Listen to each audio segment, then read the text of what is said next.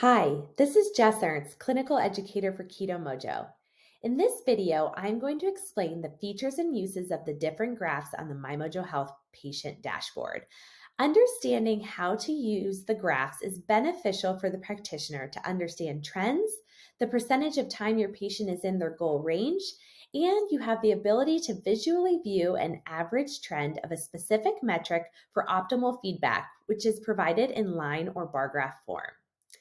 On the main MyMojoHealth practitioner dashboard, if you would like to delve deeper into a patient's graphs and data, click on Show Report.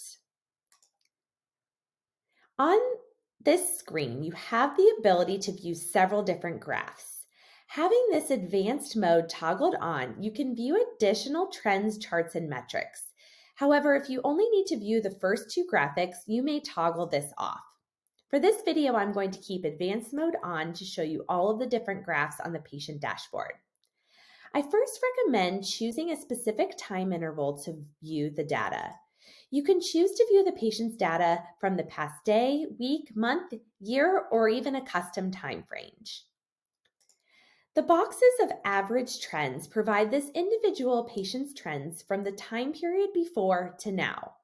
For example, if you chose the 28-day view, the average trends will compare the previous 28 days to the current 28 days and will provide you information on the percentage of change. Under Overview, this lever will show you the last time the glucose ketone and glucose ketone ratio was checked. Under Time and Range, you can view the percentage of time this patient was higher, lower, or within the goal range that was set for them under practice settings. The comparison line graph provides you with the ability to choose two different metrics in order to visually see and compare two different metrics to each other. You also have the ability to set a constraint interval if you want to see all of the ranges that have been tested within the past 24 hours. The next graphs are hidden when the advanced toggle mode is off.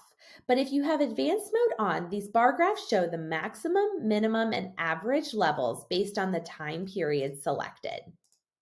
It can also visually provide the practitioner with information on how often the patient has been testing based on the bar graphs that you can see here.